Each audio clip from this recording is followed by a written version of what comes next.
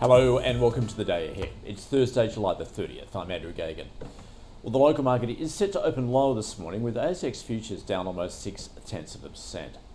Global investor sentiment soured as the US and Iran resumed hostilities in the Middle East, sending oil prices surging some 8%. While on Wall Street, investors were focused on the Fed's decision to leave interest rates on hold, and AI-related chip stocks added to recent declines, leading to a sharp decline in the S&P 500 and Nasdaq, ahead of earnings reports from tech giants Meta and Microsoft after the bell. Meta reported a 91% fall in free cash flow, highlighting the social media giant's costly AI build-out while narrowing its forecast for annual capex.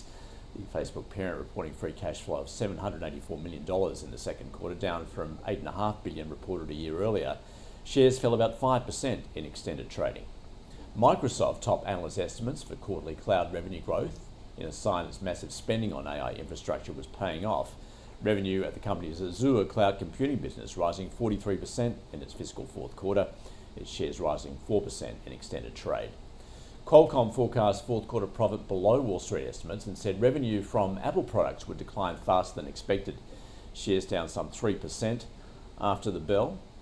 And shares in AI infrastructure company Vertiv slumped 17% after missing quarterly revenue expectations.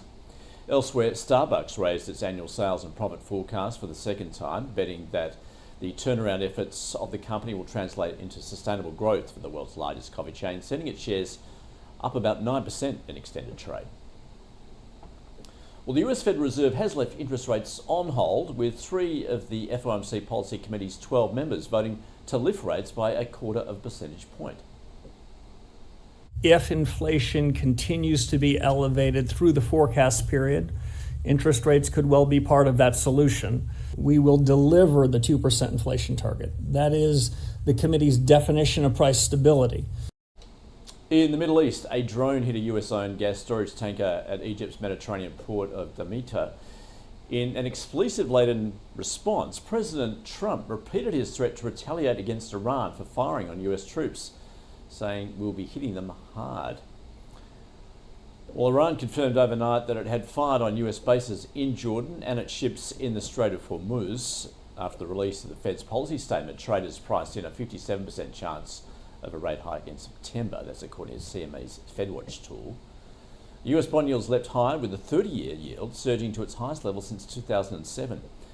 Yields on the 2-year fell 6 basis points to 4.23%, and the 10-year was up to 4.66%.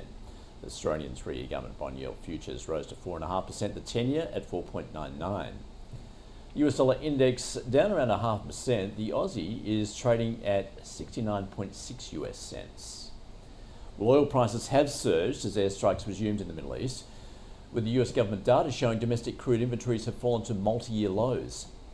Brent futures 8% higher at around $91 a barrel. Gold erased earlier losses to rise some 2% as the dollar fell following the Fed decision. Spot gold trading at around $4,065 an ounce. Copper futures fell almost 1%. Iron ore little changed at $99 a tonne. And Bitcoin is currently trading below 64,000 US dollars. Ahead locally today, RBA Assistant Governor Sarah Hunter is speaking. And on the data docket, June building approvals are released, and those companies reporting today include Champion Iron, Mainfreight, Oceania Healthcare, PLS Group, Perseus Mining, and Boss Energy. That is your day ahead. See you again tomorrow.